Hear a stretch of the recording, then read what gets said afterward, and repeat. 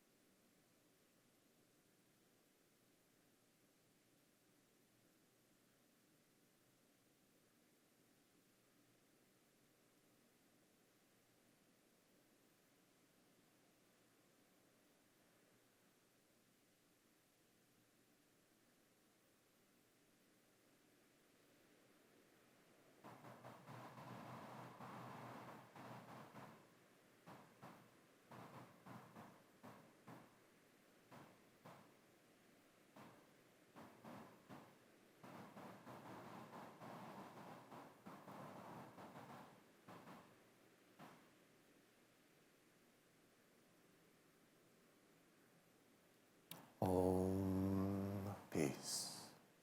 Shanti, shanti. Amen.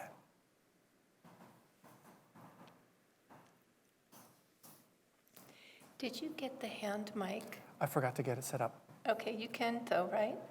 I can, or any questions you guys have, we'll just repeat. That'll be easier at this Okay, point. we'll do that. Should I close the door? Yeah, I think so. It's unlocked, right, James? I will unlock it. Okay, dear souls, welcome back.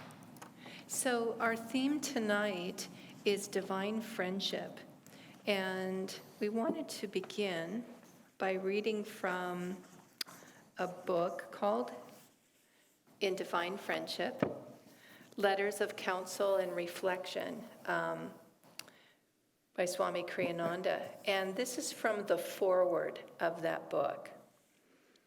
Imagine someone who never judges, who loves you despite your faults, who sees you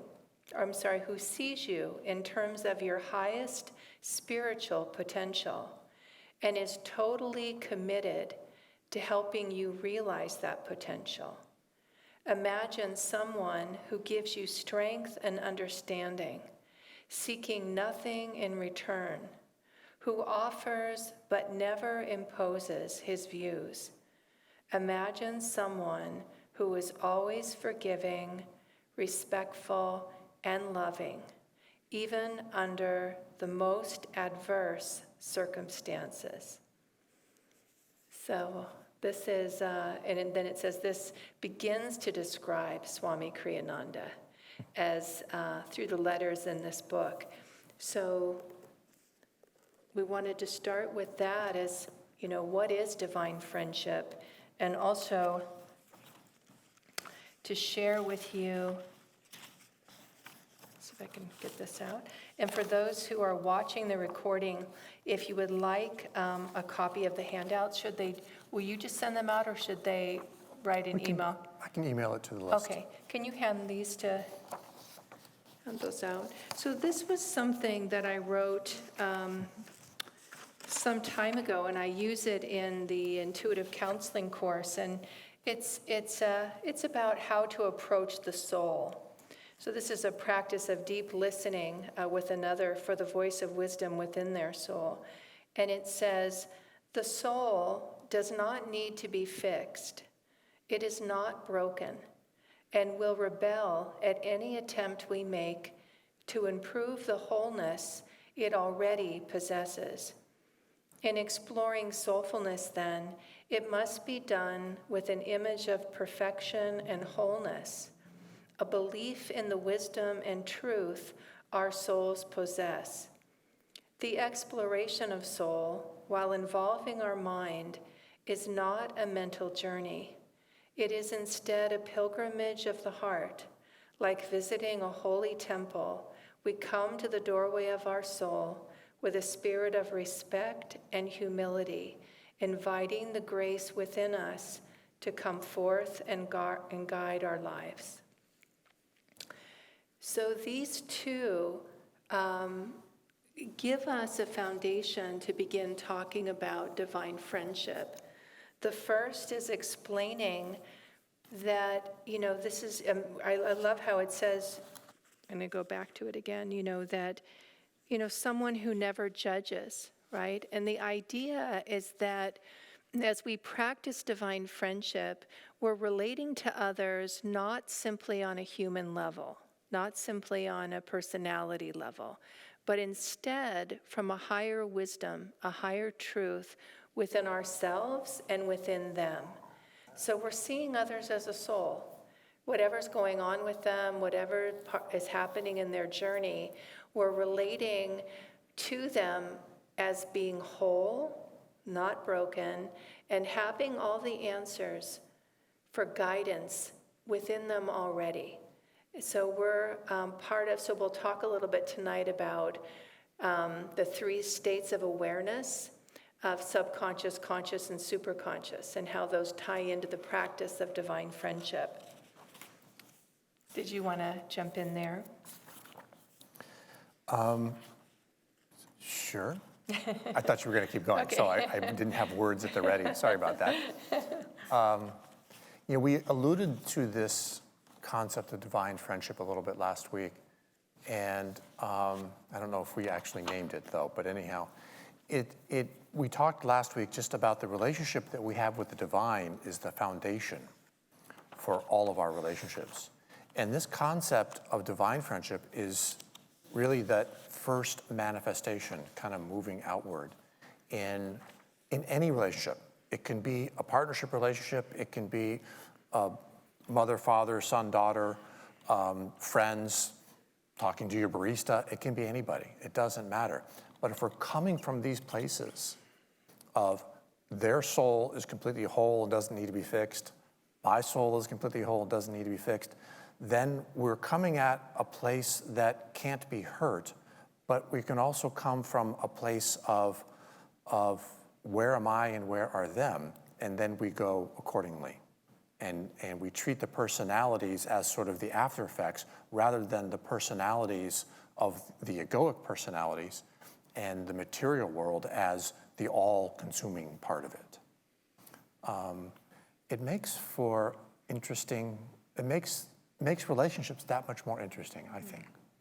Well, and I'll just say this, that, kind of the common way to relate to others is on a personality level and is on the material plane. So if someone comes to me and is talking to me about the challenges, it could be a friend, family member, anyone, and the common way to respond to someone walking through challenges is to meet them in the challenges. Like, oh my gosh, that is so hard that you're going through that. Now, that actually is a very appropriate response, but energetically, am I joining them in a downward consciousness, a heaviness of the difficulty? Or am I keeping my consciousness elevated and holding them from a place of possibility for their journey? Right, so I wouldn't be imposing upon them the teachings. I wouldn't say, oh, well, everything has, I was mentioning this last week, right? We have to learn to be sensitive with others, to know where are they coming from. But if I'm holding my own consciousness higher, it gives me a way to listen deeply for guidance. Swami said that he relates to others from the center of his heart to the center of their heart. And that's where intuitive perception lies. And he said, I can't tell you how I do it. I can just tell you that that's what I do.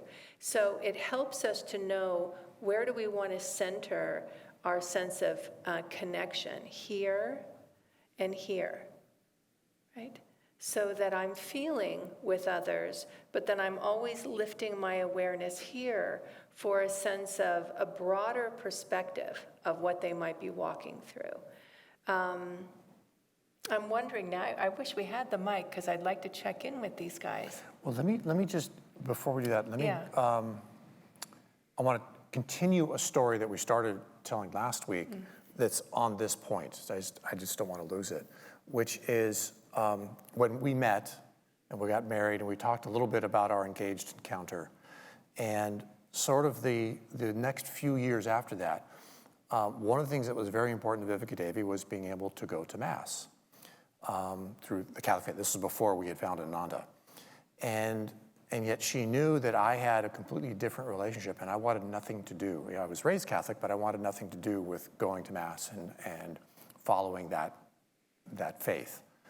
And so she knew to not be asking me, okay, can you go today with me? I'm going to go to church. Can you know, come on. There was no expectations. Because she knew, again, coming from the center of her heart, she knew that if she had, the more that she kind of kept pestering me, the deeper I would recede into my painted corner and it would just be that much more difficult for me to come out. Whereas if it was just it was okay that you're not going, but I'm going to go. And whatever the words were in that moment, the kind words that gave me all the permission that I needed to not go. And every once in a while, I would go. More to be with her than anything else, until such time as things started changing. And really that was Ananda, and that's a different part of the story. But the point being that you coming from your center and recognizing that the invitation would be one thing, but it didn't have to be spoken, because that might push me further into digging my heels in. Was a really good example of being a divine friend. I think what I'm picking up also on what you're saying, James, is that it's a very subtle thing, but the vibration, right? When we lift our consciousness, there's a vibration we're holding. And part of what we're holding is this message to the other person: I accept you where you are. You're fine where you are. You don't need to be any different from me. And that in and of itself is profound, right? To just be met without a sense of needing to defend my position. Because so often we're not given that. We aren't given full acceptance. And as James said, when we encounter someone trying to persuade us, trying to impose on us, we just naturally dig our heels in and take a stance even more strongly. Because we feel we have to defend that stance, versus someone saying, it's fine who you are, right? And then the next step would be learning how to reflect back to others what we see in terms of their highest potential. So always focusing on their strengths, focusing on what we see in them that tells us they're okay and they're going to be okay. So this is part of the soul perspective that, thank you, James, that doesn't have to be spoken in words. When we're holding it energetically, other people feel that. They can feel that we're not troubled by the challenges that they're facing. I'll use this example. It was something I learned from my dad. He came into my life more significantly later in my life, so age 16 to 28. He passed away when I was just after I turned 28. But they were very meaningful, important years that I had with him. And one of the things he offered me that I've always remembered and carried forward, and then shared with others, is a calm confidence in the deepest part of who I am. Right now, he didn't actually think of others in terms of souls. That wasn't his. But he had a calm confidence in me that he would, at different times, communicate to me. And I remember at a certain point, I was heading off to a big life decision that I didn't know how it was going to turn out. And I was, no one knew how it was going to turn out. So, okay, I'm headed in this direction. It seems right. And I remember him saying to me, in essence, I'm not worried about you. You'll figure it out. So, even if you make mistakes, even if you get something wrong, it's fine. It's not a problem. You'll figure it out. You'll figure out what to do. And the relief of that, and also the encouragement of that, really helped strengthen me. It really helped me begin to see myself in that same way. And very often others come to us lacking that. Now, maybe they had it, but they're just being tossed enough by the seas of life that they've lost touch with it. So a divine friend brings the other friend back and says, yeah, life is stormy. It's challenging right now. You're feeling more lost than you are. So you feel lost, but you're not lost.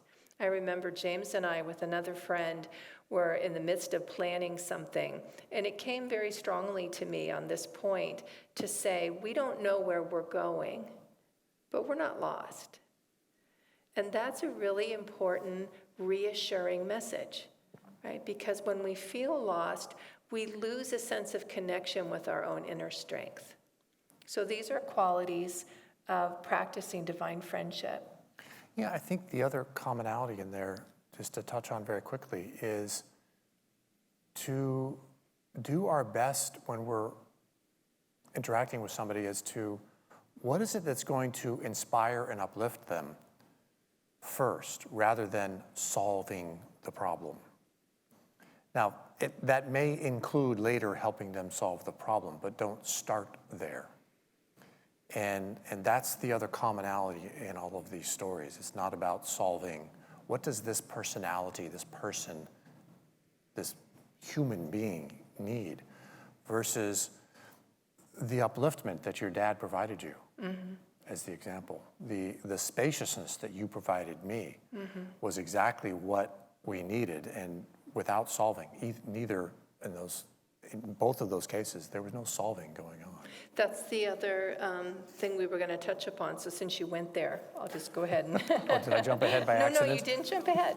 We can just share it because it gives all of us a framework to be talking about divine friendship. So these are the 3 levels. And I'm going to ask you again if you could hand those out. Okay. Thank you. So these are Yogananda's teachings and Swamiji's teachings on the 3 levels of awareness that we have, that all of us have. So the first level is the lowest level of awareness, and this is called subconscious. And this is our habits, old memories, personality, self-image. It's our likes and dislikes, and it rests in the lower portion of the brain. That's sometimes referred to as the reptilian brain. The gaze of the eyes is downward. Awareness tends toward inertia, less awareness, unwillingness to change, self-protection, avoidance of effort and problems, drifty, dreamy levels of consciousness, unsuitable for getting things done. So we'll just stay with that a little bit. And none of these are what we're not relating to any of the levels of awareness negatively. It's easy to read that and think, well, that's negative. It's not. Subconscious can work on our behalf. It can support our highest aspirations or pull us away from them. But in general, what Swami said about subconscious is it's not the same as unconscious.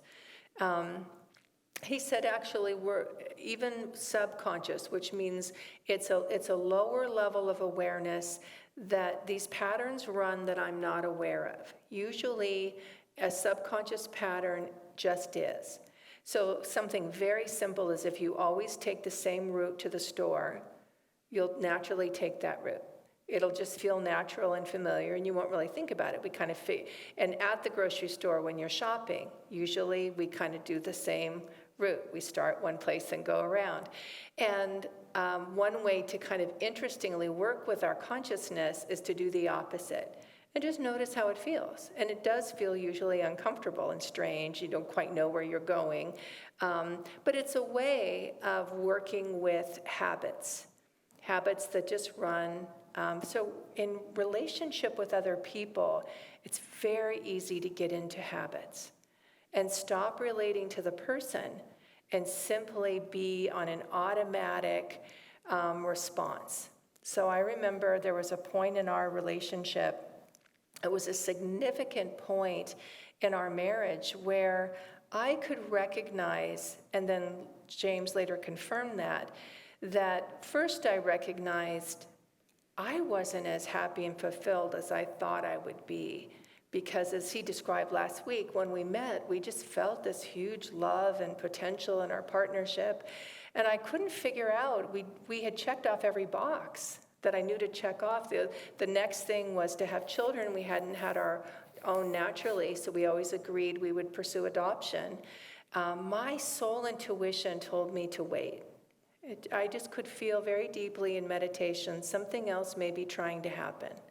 So I honored that, and so instead of pursuing, okay, now it's time to adopt, I talked to James I asked him a very challenging, uncomfortable question. Uncomfortable for me because it was risky, the answer. And I said, are you as happy in our marriage as you thought you would be? Yeah, he said, no. Yeah, I said, me neither. So I said, do you know why? That didn't mean unhappy. Didn't mean unhappy, but there was a potential we hadn't realized. And I said, do you know why? And he said, no. I said, I don't either. I don't know why. I don't understand. We love each other. We respect each other. We're both really personally fulfilled in our work. My spiritual life was very strong. Like everything seemed right. So for a long time before I talked to him, I was walking with this inner question, why am I not happy? Why am I not fulfilled?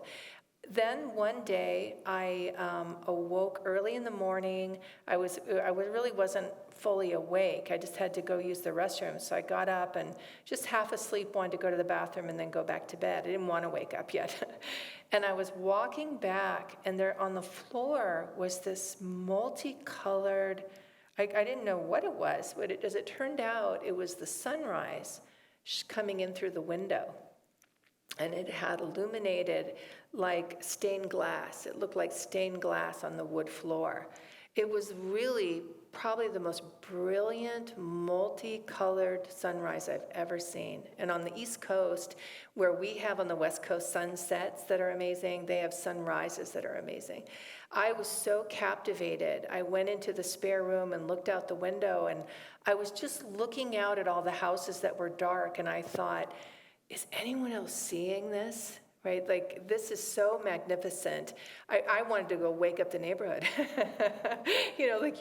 And then I just thought, look what God is doing for just anybody. I just felt this abundance of God just giving this gift to anyone who might happen to be awake, right? And then, so I stayed there watching. I at one point heard James get up and head in to take a shower. And I had so much joy that after it passed and faded and then went into kind of the winter gray sky, that was that time of year, I sat down and thought, this is what I'm missing, this joy. I knew from yoga that it was in me. I knew it was. So why wasn't I accessing it in my life?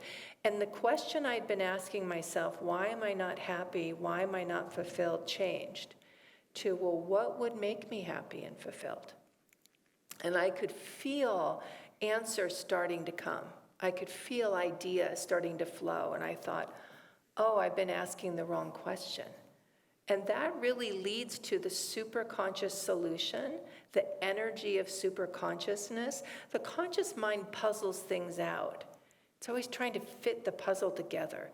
But the superconscious says, I know this exists.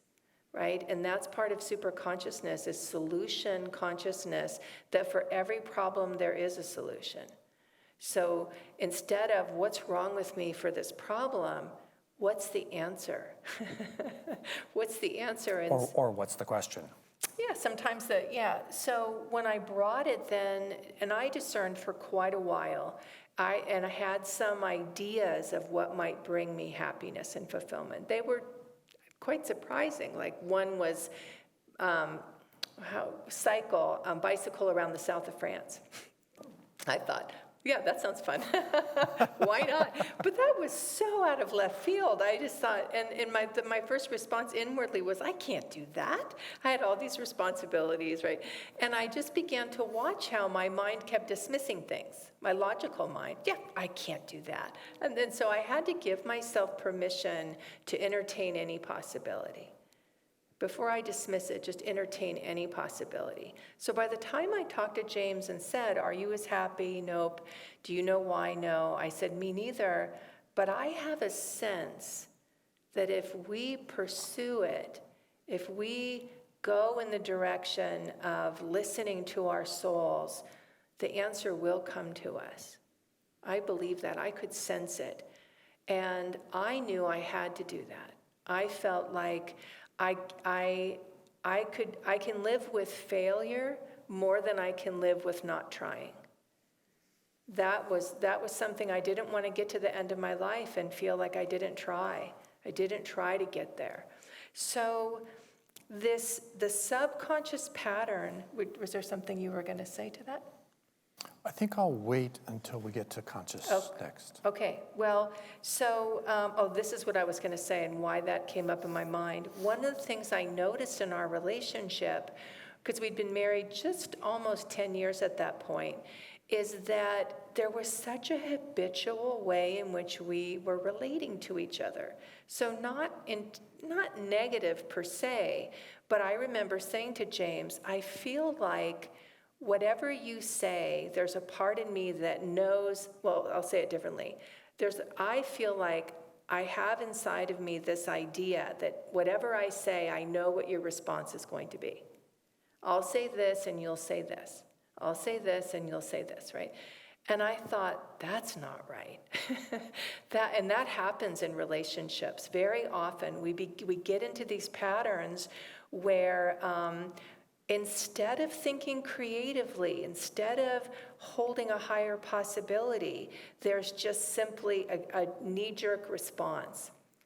And what I said to James is an unconscious pattern response. It's an unconscious pattern response. And I said, I feel like we relate to each other that way, right? Like I bet you could think of 5 things you could say and you'd know exactly what my response would be. I don't want to live that way. Right? Patterns aren't bad, but they can be incredibly limiting. And what I was saying to James is that I want to hold the truth, which I deeply believe, which is each soul is magnificent and filled with infinite possibilities. They're an expression of the divine. So why would I ever want to say, I know what you're going to say? I know what you think about this. Right? And not even let you think a new thought about it or relate to whatever I'm saying in a new way. So I made a commitment at that time, and I don't know if I asked you to do the same, but I know we did do that, where we began to expand our way of relating to each other. Please don't assume you know my answer before you ask the question. Give me a chance to be fresh.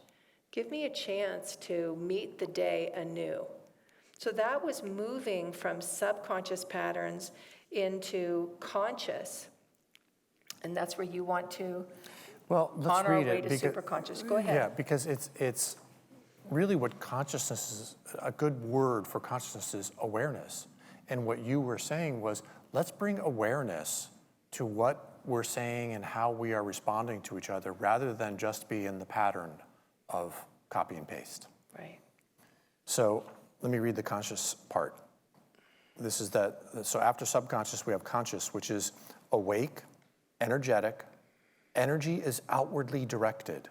Information gathering through the senses can be inwardly directed for introspection, taking stock of who we are, what we have done, and what we aspire toward. Problem-solving consciousness, outward communication, focus on getting things done, gaze of eyes is straightforward.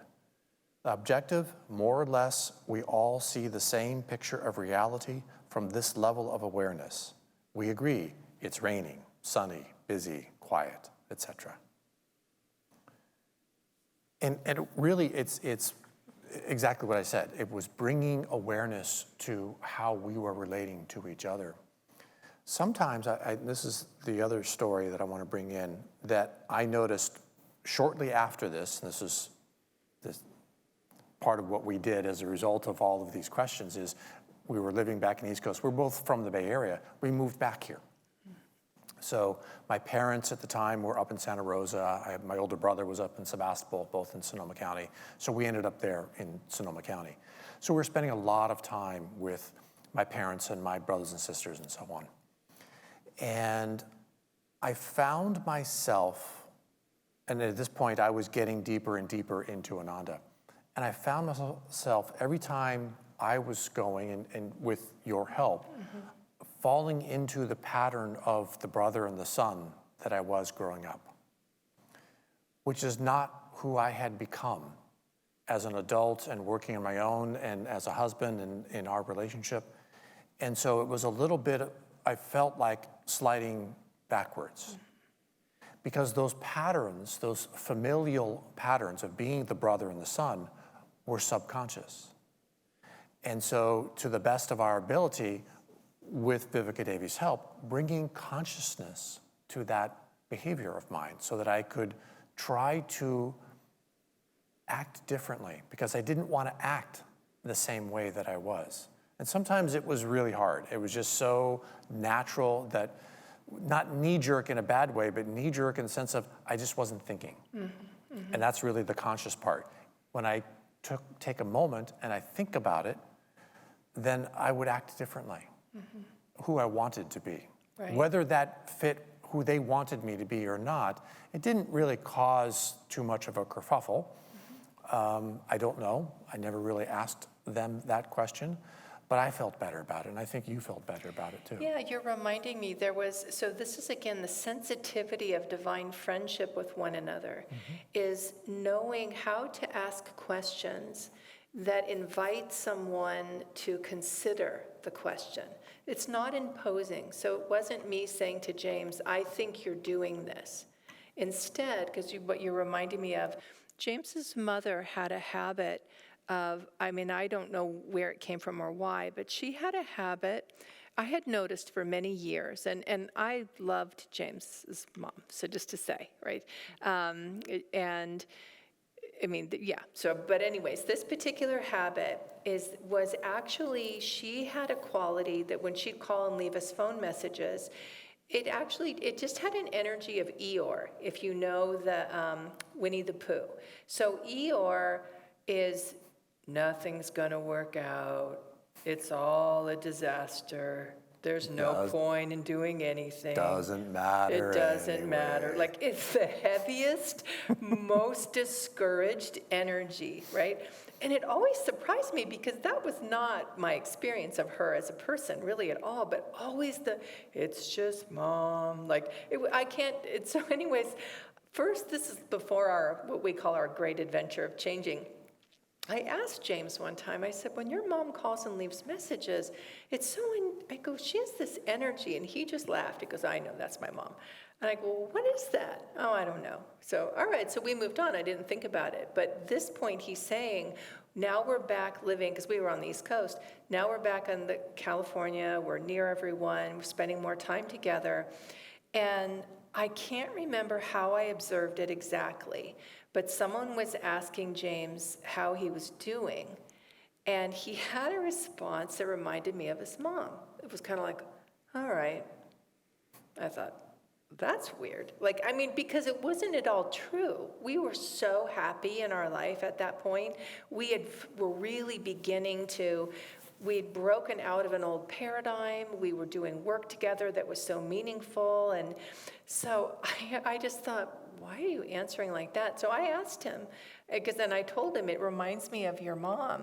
And James do you remember that conversation? Mm-hmm. He very thoughtfully sat with the question. Do you remember what your answer was? Okay. Not the words. Okay, no. But the essence of it, so here's what I recall, which was, it's a defense mechanism. Mm-hmm. If I lowball how I'm doing, if I kind of downplay how happy I am, then I protect anybody taking that away from me. Or, I don't know, expecting too much of me. I can't remember which it was, but I know you said... It was definitely the first. The first. There's also an element of, let me see if I can find the words. If I'm presenting that I'm very happy, then that could be challenging to you if you're not in a similar place. So interesting. So somehow but I said to him, my experience of you right now in our life is you're very happy and fulfilled. Is that true? Yeah. I said, okay, well, I then challenge you. And we had made an agreement at this point, which, excuse me, feels very important to say. It's part of the consciousness, of bringing consciousness. Give me 1 sec. You can mute your back. I forgot I can mute. Okay, so when we decided, and we'll just refer to it as the great adventure, when we decided to go out on this great adventure to find, whatever it is that would lead us to happiness and fulfillment, which eventually led us here together, don't lose the thought. Okay. We changed the foundation of our relationship in terms of we need to embark on this very thoughtfully, very consciously, and we give each other permission to challenge things, right? So in the past, the first 10 years, as James said, it was a practice of deep acceptance of the other, like that, which was beautiful. It was really beautiful. But if we were going to create, one of the things I noticed in our partnership is I felt it was very parallel. And there was a part of me that felt like, I don't know, it didn't feel like a real partnership. It was supportive, but somehow we weren't interdependent in a healthy way. And I believe for me, I think both of us, we were both so autonomous by the time we met each other. So it was really comfortable and familiar. So that word interdependence was the real key, because success was about being independent. Yeah.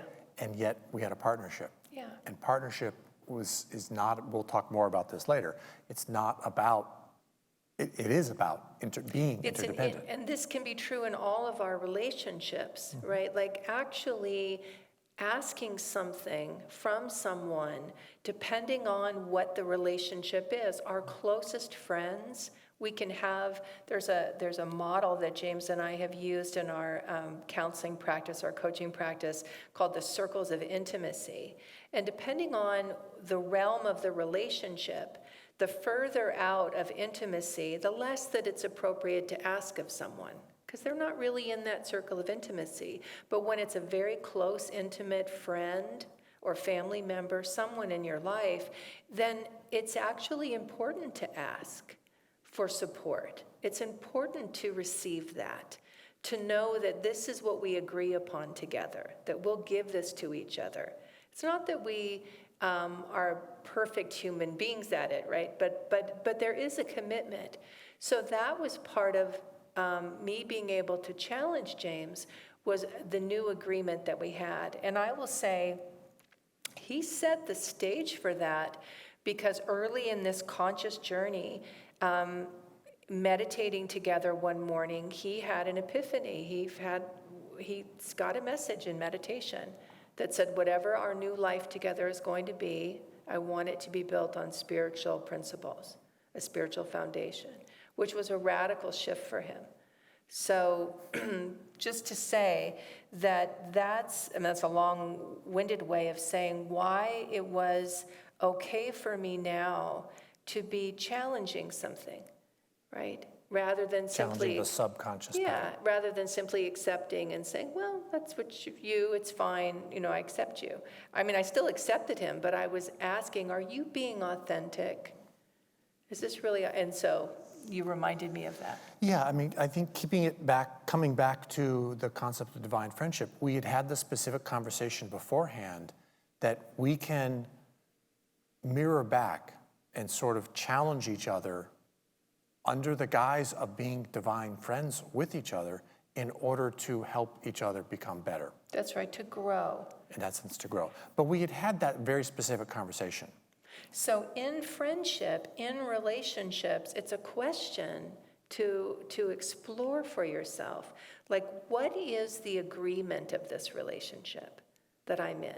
Now, a stranger, the agreement is, I don't know you, right? So that's going to be most likely the least intimate connection that's going to happen. Nevertheless, we can be a divine friend, even to someone we don't know at all, by what Swami said. Let's go into your heart, lift your consciousness here, listen deeply for what you can offer in this moment for this person. So that would be, okay, that's a stranger. From there, we'll just move closer and closer to realms of intimacy, to be looking at a relationship and ask yourself, what is the foundation of this connection? Very often it's unstated. Now, sometimes friends will say to one another, you are a dear friend to me, I count on you, or I know I can count on you. Sometimes that is spoken, right? Other times it's demonstrated, it's not spoken. I have a good friend who was sharing one. She was just telling me this. She's in a different Ananda community, and they were having healing prayers. And she found herself saying, it was a small group, and they were sharing and talking before doing the prayers.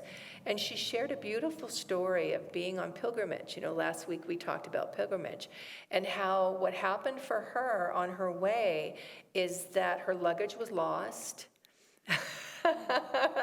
Padmini's saying, been there. Been there, done that. And in it, also some medication wasn't part of it, so that can be a very big deal, right? But she had nothing when she arrived. She got there with nothing. And most of the trip, she wore everybody else's clothes. People just started flooding her with clothes and someone found medication, that she could take. And to this day, she considers it one of the greatest blessings for her, because the whole time she had to receive. She had to allow other people to support her and help her. And she was very used to being independent, very used to just taking care of herself. And she had to surrender completely in the moment to say, I'm in another country, I don't speak the language, and then to watch this joyful outpouring of friendship and support. I'm observing that same thing with Rita. So those who know Rita and Stephen in our community, Rita has been in charge of healing prayers for I don't know how long, a very long time. She leads that ministry and does it beautifully, sending out prayers, keeping us all posted for who needs prayers and then how they're doing. And she was hit by a car recently. And so she's recovering now. And the outpouring of love and support that's coming her way is she just sees God and the masters and all of it, right? She and Stephen are deeply touched by the outpouring of love. Everyone's so happy to have a chance to give back. There was when they came home from the hospital, we had the opportunity with David, James, and Letty to help Rita get up the stairs. And Stephen, what was also really beautiful, so Stephen sent a note to James, maybe Shanti was on that too, I'm not sure, but then Shanti said a bigger note. We had already agreed, and I was so happy. I said, I can help, right? So James texted and said, we're coming. Shanti sent out another note to a broader group, and all of a sudden, all these messages are coming back. I can be there. Like, okay, we don't need 10 people. 4 is probably plenty. But I shared that with Rita. I said lots of people were jumping in, and she just very joyfully, tearfully said, it's a beautiful thing that's happening. And this is a beautiful expression of divine friendship. of being there for one another when we can, in ways that we can. So, this is something else to look within the self and ask, do I receive what's being offered? Because divine friendship, if it's not received, it just drops, right? So you try to give to someone, you want to be helpful and supportive. Oh, no, I don't need anything. Well, if you don't, okay, you don't. But if you really do, and you're not allowing someone to offer support, then you're denying them an opportunity to be a channel of the divine and bring something to you. Yes, Padmini, please. Flip the switch from, there's a little switch where your thumb is from red to Green. And then really close, because I listened last time to our recordings, and we could hear, but it was a little hard. So like your ice cream cone. yeah. Yes. Sorry. I know, it's funny. I'm like that. I'm very independent. Yeah. I've done everything on my own. I've raised 2 children by myself with minimal help. Yeah. And I have a hard time asking for help. And if somebody says, "Can I help you with that?" I say, no, I can do it. Right. Yeah, right. And I'm trying not to do that anymore. In fact, I have a deal with Ananda Prem, which both of us are the same way. How often have you said yes? Maybe she doesn't remember we were doing this, but anyway, yeah, I have a hard time with that. So I'm trying to say yes more. Yes, beautiful. It's a habit. It's a habit. Yeah. Yeah. And it probably comes from a place where it served you. Oh, it served me for many years. For many years. right. And just Many in terms, years. especially I raising. had no one. I had That's no the thing. husband. My parents were in Southern exactly. California. Right. Exactly. Yeah. The rest of my family was in Washington State. Right. And yeah. Yeah. So we develop these patterns that Yeah. serve, right? But then they don't. Right? Yeah. Then you have to, now I'm more free. The kids are gone. That's right. That's right. And I want to say there's no have-tos. It's an opportunity. Again, if we're going from subconscious to conscious, and it's just bringing awareness to, okay, I'm not saying yes. There's an opportunity. Okay, well, does it make sense? Again, reason, this is the conscious mind of maybe going back and saying, I will accept help. Yeah. Or, whatever the case may be. Noticing the pattern. And as you were mentioning, Ananda Prem, like having a friend who can help you notice your pattern, and a friend that can help you, hold you accountable, and be a place for you to share with them.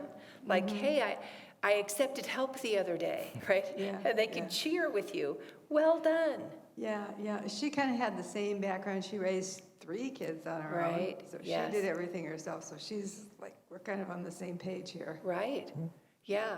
And very often, it can come certainly from a have to of I had to do it, right? I had to rely on myself, and right? And to not be looking outside the self for something when the support isn't there. Because there can be those times in life when it isn't, and it's a waste of energy to be pursuing it, right? So instead, okay, march on forward. But the other thing that comes to mind, which is, again, coming from that subconscious and even to a certain degree the conscious mind, thinking of, for example, it could come off as being weak. Someone might perceive I'm weak because I need help. And that's certainly a message in a lot of cultures, that's a place of weakness. Go ahead. One group I was in, and this was a group on grief. They said to make a friend, ask someone to help you. that's it. Isn't it interesting? Yeah. Yeah, it seems the opposite. Yeah. Right? Totally the opposite. Totally the opposite, because oftentimes we are encouraged in making a friend is help someone. See how you can be helpful. Which is a beautiful practice. But this other side of the coin can be quite powerful. And it's interesting, this came out of a grief group that you were in. Yeah. Yeah, which very often in those groups we are in real need, right? Right? We're in real need. Yes, we are. Yeah, and so, it's not a reach to need help. You don't have to go far to find, could you talk to me? I remember going through a very deep time when my dad died, a very deep time of grief. And I had to learn to get comfortable asking for support and then to get clear about what kind of support. Like, maybe, and in a grief group, it was easier because everyone understood. There was a sense of we all know where we're coming from here.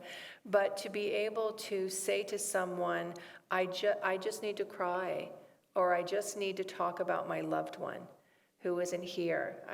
Whatever it might be. I don't need you to solve it, right? The conscious mind solves. And this is the biggest trap in friendship, which isn't divine friendship, right? Is when, let me fix that for you. If you're having a hard time, let me come up with, fixing is not the same thing as a solution. Solution is a very different thing, because sometimes the solution is just be. There's nothing to fix. I remember listening to a teacher. I was listening to the talk, and he happened to mention grief, and he said, grief is not something we fix. And I really got my attention. I was like, what? I'd been through enough grief in my life to know he was speaking truth. He said, grief is something we go through as a way of healing loss. It's natural, and it's something that has a wisdom within it that will guide us. Now, that being said, it's been my experience that very often, and this I would say especially because of our Western culture, but it's not limited to that, because I know, Padmini, you've been in the class Shanti and I lead on death and dying, right? So it's not just Western culture, but many people, certainly in the Western culture, it's not well established how to walk through grief in a way that actually is healing. So it's either avoided, right? Don't feel it, just move on, and then no healing happens there. Or it can be indulgent. I have someone I'm working with who she just has such a strong sense of not going, she doesn't dip into indulge. But I remember a different friend saying to me, he could sense within himself the fine line between authentically meeting the feelings that needed to be felt and spending too much time there. And he said, I can just feel like if I'm feeling the feelings and there's healing, and then subconscious, there's a pulling of just stay in it. Just stay in this place. And he said, and I have to really, use discernment to know, okay, enough. Like, now we're going to take, now enough. And because that's the thing, is that it will, tears will shed and then they're done, right? For a period, they'll come back again.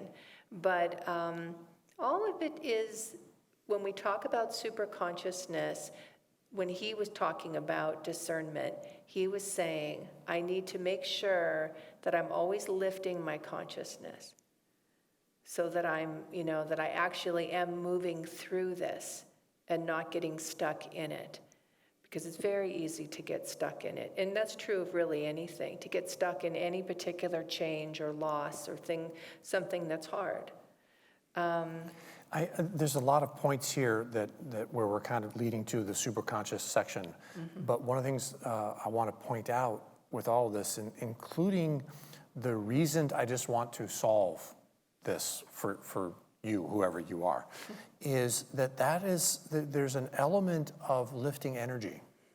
Yeah. And that's a big part of what superconsciousness is all about. Mm-hmm. But as we go from subconscious to conscious, energy is lifted. Mm-hmm. Because what's happening with subconscious is there's basically no energy. We are in the habits, mm-hmm. the energy of habits. Now, it's not mm-hmm. that there is literally no energy, but it's the absolute minimal amount of energy. Mm-hmm. That's why they're habits. So to be conscious takes energy. Mm-hmm. We have to bring our energy consciously to whatever it is that's happening. We had to bring energy consciously into being aware of the patterns that we were in, mm-hmm. the patterns of that I became that I was manifesting as the brother and as the son that I no longer wanted to be, and so on. But then it takes even more energy to bring in the superconscious. And those things that they can start with moments, and then we can string more and more moments together, just like the pearl necklace. Mm-hmm. And as those little moments get closer and closer together, it can feel like it's a sustained moment. Mm-hmm. That's really what we're working towards with all of this. So that example of we were meditating together, which was a miracle in and of itself, but I came out of that meditation of, I don't know what our new life is going to be, but spirituality, spiritual principles will be at the center. That was a super conscious moment. Mm-hmm. I don't want to say it was my first one, but it was one of the early ones that we then used to transform consciously how we were going to go about the next parts of our life. Intention. We used it consciously as an intention. As an intention. And so it's paying attention to those super conscious moments, those pearls. And when is it that somebody else has one and I am the recipient of it? When is it that I'm having it and I can either help somebody else or I can help myself? But it's all about, in the divine friendship, it's just about the energy. It's not about what am I going to give you by pointing out or by giving you the help that you're not asking for, but I'm going to give it to you. It's like, I don't want to receive something in return. That's that Vaishya mentality, like the merchant. But if we hold it as it's energy, that you and I can be energetically connected in this way, then both of us recognize that upward sense of energy flowing that helps us go from subconscious to conscious and from conscious to superconscious. You're reminding me, James, we'll talk next week about applying yoga tools and teachings and practices in relationships, because there's many that we have, and they actually really help. And they help us individually, not just kind of how we relate to other people. But this idea of energy, it's very difficult to move from a subconscious, habituated state to superconscious, because of the difference in energy there. So actually, the pathway is to the conscious mind next. And the conscious mind is awake and energetic. And that simple practice I was saying earlier of go the opposite way in shopping, it wakes you up. Because it's just rote, right? Oh yeah, I get my vegetables, I do this, I do that, then I go, right? So if you go the other way, suddenly you'll see things that you hadn't seen before. The same thing about drive it a different way, walk a different way, right? If you always cross your leg one way, right? And you're not sure, yeah, right? Cross your leg the other way. And very often, like if the example is cross your arms, we'll naturally do it the same way all the time. So however I did it, because I didn't think about it at all, then I'll do it the other way. I almost feels weird. Like it feels very strange. Isn't that strange? Yeah. So you just go, oh, I didn't even know I did that habitually. But I know I do because I don't sit like this. I can feel it right now, like, yeah, that feels odd. So we just naturally, that's one of the things we naturally do the same all the time. And so we learn to do it the other way. And that wakes us up. That's the point, is to bring more awareness. Part of yoga practice, when we're looking at the asanas or the breathing techniques, is bring awareness to the breath. Notice the breath, right? And one of the things I will talk to students about, and I practice myself, is, am I breathing? Now that seems silly, because of course I must be breathing, but how often do I hold my breath? And if I'm stressed, am I holding my breath? Which is, right? Everybody's nodding. Very often that's a stress response, is that we'll just, or if I'm thinking, so then we practice, okay, I feel stressed, but breathe. Breathe.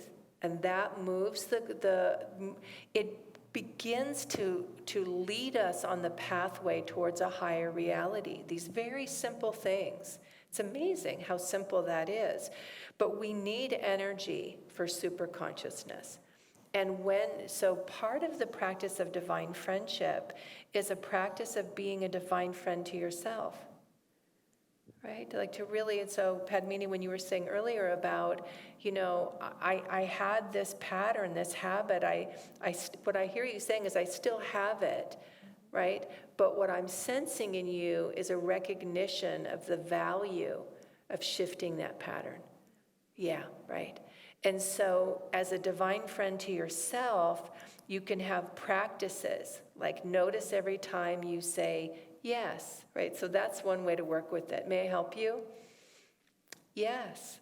And you just notice, well, that's uncomfortable, right? Could I help you carry that? Yeah, right. It's just like crossing arms the other way. I have a student who was telling me, and it's been a long-standing pattern for him he's working on, that compliments are very difficult. And so he was sharing with me that he's done many things that he's received recognition for, but I work with him individually, but he was saying to me, because he wants to shift this pattern in himself, how uncomfortable it feels. And so, like, he has what he calls imposter syndrome. Like, I'm getting all this recognition, but it doesn't feel authentic. And then he said, in being a divine friend to himself, he felt that way, and then he stepped back and he reread the acknowledgments, and he thought, well, that's true. That's true. Like, that's true. Like, all these things that were being pointed out, they were true. But he was so trained to not receive a compliment, to not boast, to not kind of stand and look at what I've done. And that came from his family, right? That was just a family pattern. It's so subconscious that it's the first response to something. So I was talking to him about a similar practice. So when someone, and he has already been working on this himself, but when someone offers to help or offers to, or just acknowledges you in some way, so because he's working on both. They often go together, right? But he's working on receiving support and allowing acknowledgement, a compliment. So it happened to be in class, I was talking to him, and so anyways, it was a small thing, but I heard him say yes, and I stopped and said, well done. Right? And we both laughed. Like, because it seems so small, but it's how it changes. Because it brings it out of the unconscious. So now looking at, I have yes, to interject James. with a funny, that doesn't really mean anything, but the other day I was at Safeway, and I did exactly what you did. I normally go this way, and I went the other way. Huh. But there was one thing on my list that was, we had to get some kitty litter for our cat. And so I got, usually I would come at it from this way, I know exactly where it is, which aisle it is, and I don't even have to look at the signs, I just go right there. But I'm coming from this way, everything looks so different, I can't find it. And I found myself, wait a minute, I'm like 4 aisles too far, what happened? I was so, well, it turns out Safeway changed their aisles. Oh, it wasn't just you going. It wasn't just me going the other way. But I thought it was because it just looks so different, I can't understand it. Well, it actually was different. It actually was different. It's funny. Okay, so superconscious. The superconscious is our connection with our own higher self. This is the doorway to divinity. It's unity with the divine, an all-seeing, all-knowing state of the ever-perfect soul. The mind is alert, yet completely calm. We feel inward and uplifted. There's a calm inner sense of rightness about intuition. Activity is in the prefrontal lobe, so I'm pointing at my forehead. The eyes are half open. The gaze is turned slightly upward. So it's often what you might practice in meditation, though many people have their eyes completely closed for meditation. It's intuition, so this is the realm of intuition, creativity, and true understanding. Synthesis rather than analysis. It's solution consciousness. Ultimately, in the highest state of superconsciousness is samadhi, oneness with God, pure consciousness. Divine, we taste divine joy, love, peace, and calmness. All the attributes of the divine. So in the highest state, it's self-realization, right? We actually move beyond even superconsciousness, but we go to samadhi. But we can practice it well before then. And we practice it by, this is why always we're saying lift the gaze here, focus at the point between the eyebrows. Yogananda told us that the fastest way to grow spiritually is to keep our awareness here at this point all the time. It's not that I'm looking up, it's that I have awareness here. So if you imagine you're looking at us, but as you look at us, you have awareness of your toe. Do you feel like you can look at us and have awareness of your toe at the same time? Yeah. So do the different. Now you're looking at us and you have awareness here. So we have a lifting of the gaze. Go ahead, Padmini. One of the things Close. that Asha talked about. Wait, close. One of the things Asha talked about, and I was just on the internet Yeah. listening to one of her classes, and she said, just as you're walking, gaze upward. Yes. And just keep your eyes lifted. Yes. And I'm always like Looking down. looking down, watching for Right. the step. Right. So I Yes. started looking up, and it's much nicer to look up. You can see the trees. Yes. And your spine just lifted as you That's did right. that. When you Yeah. said it's much nicer to look up. It is. It is much nicer. And that's I love that you shared that. That's what's interesting about the position of the eyes. The eyes are uplifted for superconsciousness. Yeah. The eyes are straight ahead for conscious and down for subconscious. So if you're ever noticing in meditating is when you might notice it, that you start to fall asleep if you're tired and you're trying to meditate.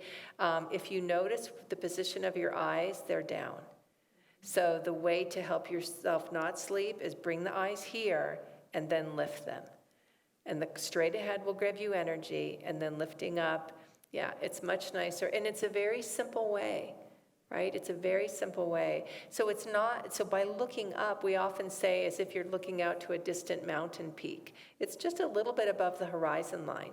Versus the reason I was pointing out having awareness of here, the spiritual eye, without looking at it, is that your eyes can be lifted, but your awareness is here. It's a very subtle thing. Yeah, but I love that recommendation. Walk with your eyes, your gaze lifted. Yeah. There's something on Sunday I was talking about. I had been on seclusion a couple weeks ago, and I went on a lot of walks, but there was one particular walk I had done the loop on, and I really very consciously felt like I was going on this walk with Yogananda. And it wasn't a walk because normally in the loop it's uneven ground, it's hiking in the woods. So you have to, okay, I don't want to misstep, I don't want to Right, fall down, right. so I have to be very careful.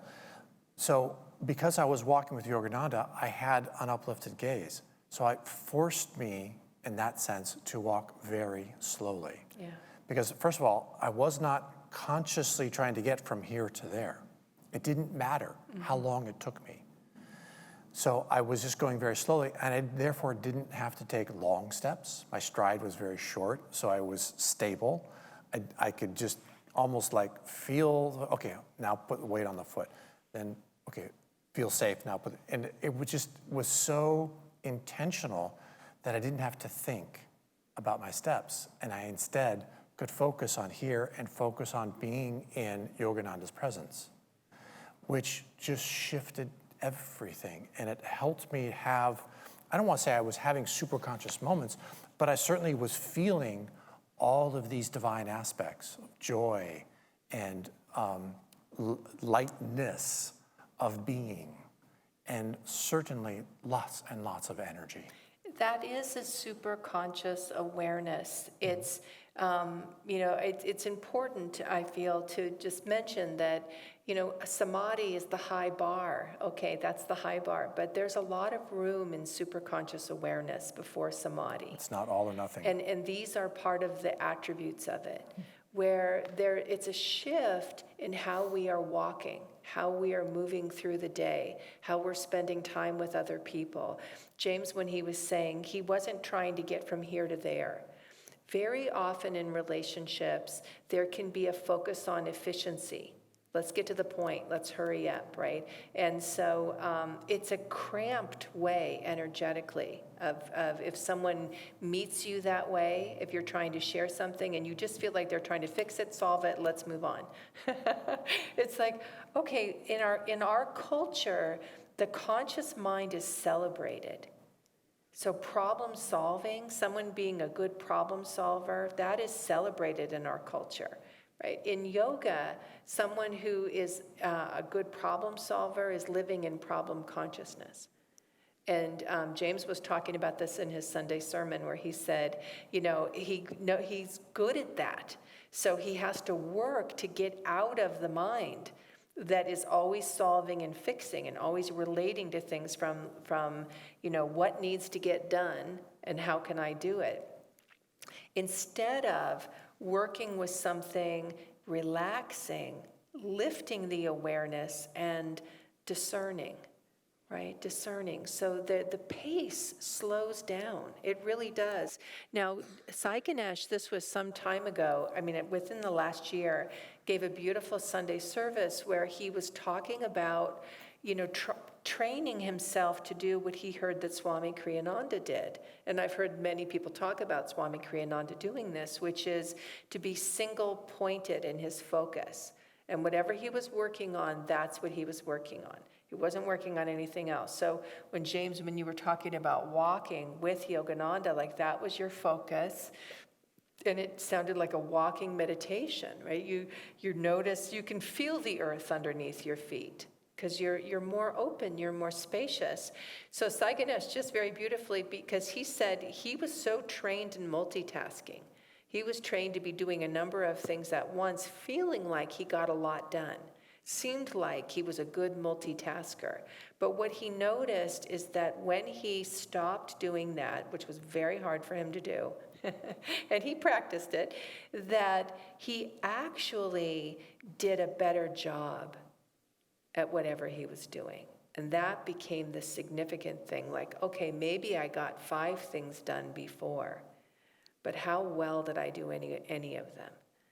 And if I'm doing just one thing at a time, suddenly the energy that's brought to that, it's a game changer. It changes the quality of those things. It changes the quality of our life.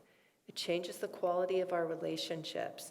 There's a beautiful, you guys may know this, where does it come from? It's the Desiderata,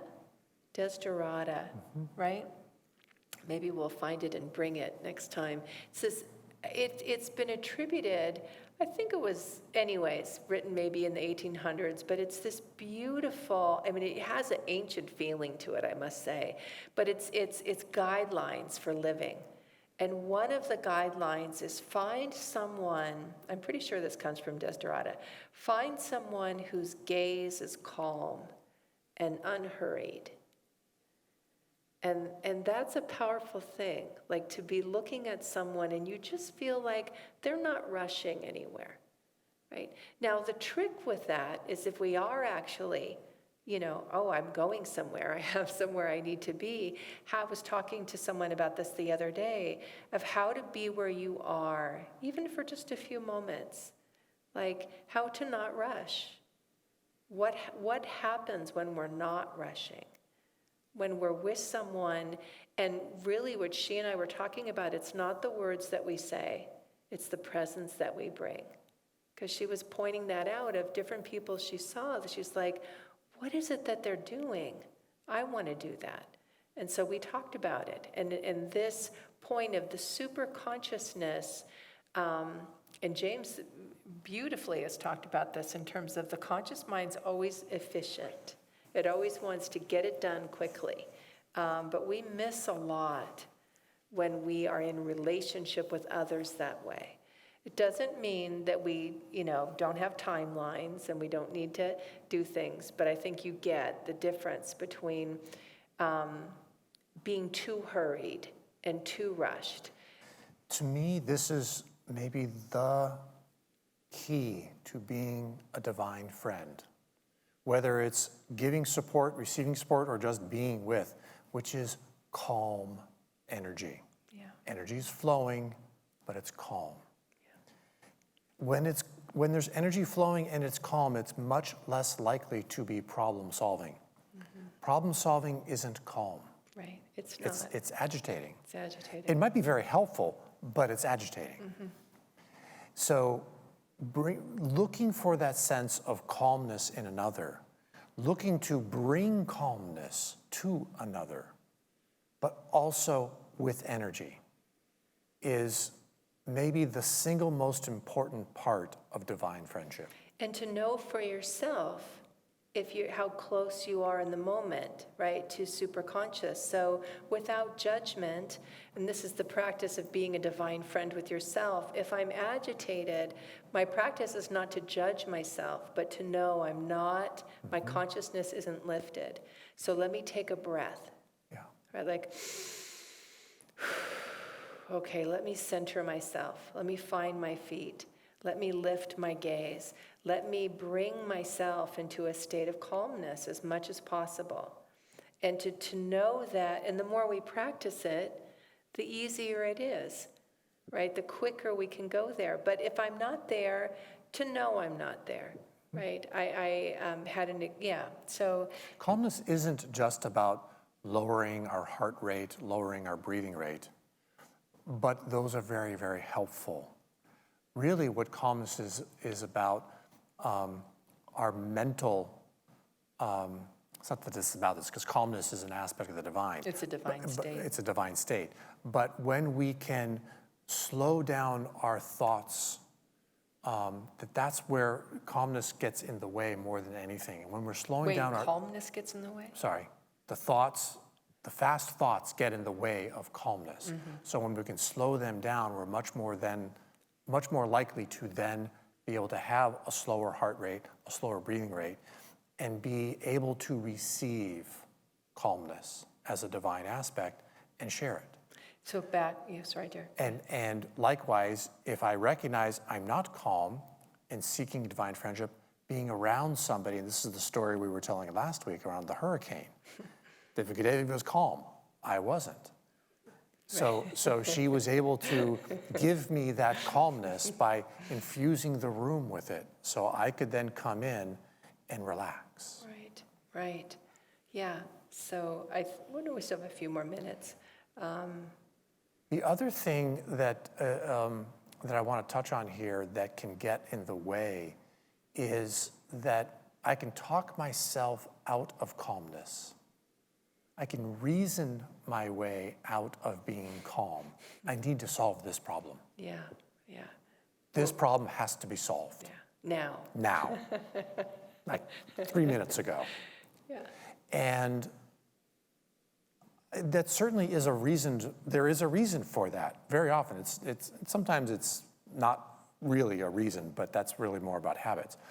But what I want to say, and this is something we were talking about it driving up here, and it's something I heard in a talk of Swami. I was up at the village today, so I was listening to Treasure's talks, and Swami was talking about how superconscious and subconscious, the first and the third, can very often feel unreasonable. I thought you said they are unreasonable. They are Yeah. unreasonable. They're states that when I look at them from my consciousness, they are not reasonable. They don't make sense. They don't make sense. So patterns, sometimes we understand where the pattern came from, but when we're no longer living in that reality, the conscious mind can't figure out why we're still acting that way. Right? Because it doesn't make sense to the conscious mind. The teaching helps us understand, well, it's a pattern. It's been established and it can be changed.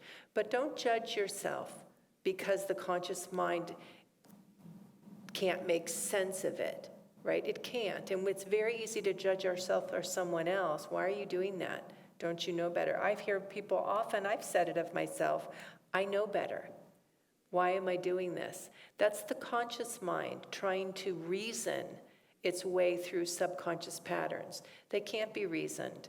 They're patterns that were established. They can be changed. Just know that. And that does help the conscious mind. It'll accept that.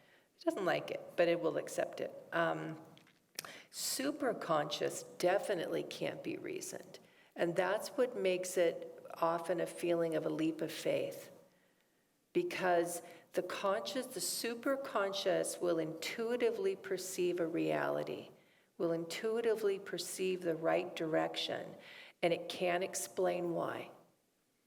To yourself, you can't explain it, and you can't explain it to anyone else. The best you can do is say, I feel in the calmness of my heart that this is the right choice for me.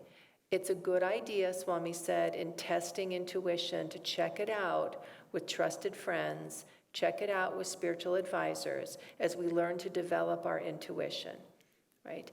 It's still I still will do that, certainly with big decisions. I will run it by a spiritual counselor, one of the ministers here. I'll talk to, divine friend, and James is one of my divine friends. And, but more than anything, usually it's simply about confirmation. Mostly that's what happens. It's, yeah. But it is important to recognize that just because I'm feeling to do this and it makes no sense, that doesn't mean that it's superconscious, because it could be subconscious as well. Right. We need help. So this seeking help is very important. And the tape I was listening to, Swami told this really funny story of, this was actually Master. There was somebody who came he was a farmer. He actually was very, very intuitive. But he thought he was so intuitive that he would never be wrong. So he was with this farmer one day, and there was a storm going on outside, and somebody knocks on the door, and Master says to him, well, who do you think that is? He goes, I think it's the brother of a friend I haven't seen in 20 years. I'm going to go open the door. So he opens the door, and his bull comes into the house because the bull was trying to get out of the rain. He goes, oh, so your intuition is fallible, because he wasn't realized yet. So we can be overconfident in the unreasonable. One thing I want to say, we'll end with this. Someone was sharing a beautiful story with me recently, practicing these tools, and someone had called her for support, and she could sense and hear very quickly how agitated they were. Right? They were having a lot going on, but they called with, "I want an answer. Can you help me get to an answer now?" Right? And she knew immediately, no, we can't get to an answer right now because you're too agitated. She didn't say those words, but what she knew is she would offer presence. She would offer support and allow her friend to share what was going on with them. And there was a moment when the friend was like, you're not going to help me solve this? She's like, not right now, right? A few days later, the friend said to her, I love talking to you because you don't try to fix what's going on for me. And she said, you're the only person who just lets me have my feelings without trying to solve those feelings. And on her own got clarity. When the feelings subsided, that's the thing. In meditation, we learn when the heart is calm, the mind becomes clear. Mm-hmm. So learning how to cultivate, that's why I was mentioning physical calmness, the breath, these things calm the heart and that clears the mind. So the practice this week will be a practice of, let me close with reading as we began. I just want to share these words of, imagine someone who never judges, who loves you despite your faults, who sees you in terms of your highest spiritual potential and is totally committed to helping you realize that potential. Imagine someone who gives you strength and understanding, seeking nothing in return, who offers but never imposes his views. Imagine someone who's always forgiving, respectful, and loving, even under the most adverse circumstances. So Swami Kriyananda, I just want to say this, is still available. He's not in his body anymore, but he's still a divine friend. And it's why we often refer to him as a divine friend in our prayers. So we all have a friend that you don't have to be part of Ananda for him to be your friend, right? And you can be or not. I just want to offer that as a practice for whether you're this week of call upon that grace for your own journey, to be a divine friend to yourself, and then see how you can share that grace with others. Okay, so we'll close. So let's take a moment to center our awareness upward. Behind closed eyes, the gaze is lifted and relaxed. The spine is lengthened. Take some deep, full breaths in and out. Visualize a bright, shining light, the light of your own soul, radiant within you, filling your consciousness with light.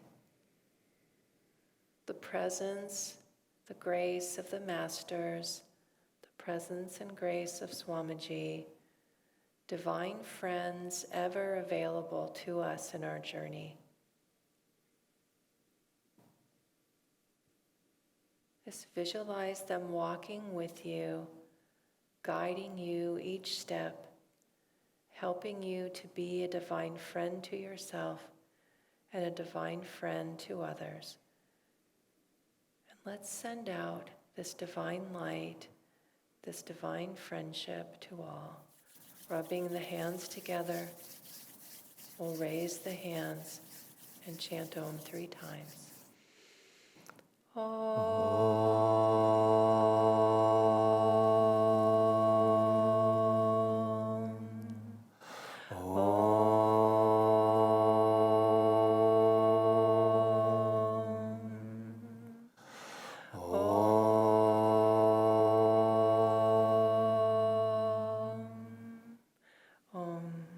Peace. Amen.